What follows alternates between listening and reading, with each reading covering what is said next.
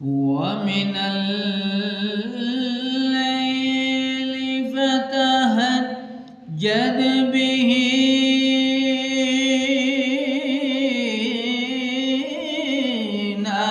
نافلة لك عسى أن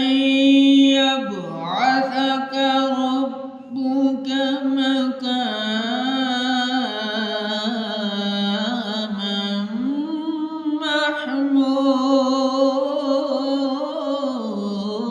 محمودا وقل ربي أدخلني مدخل صدق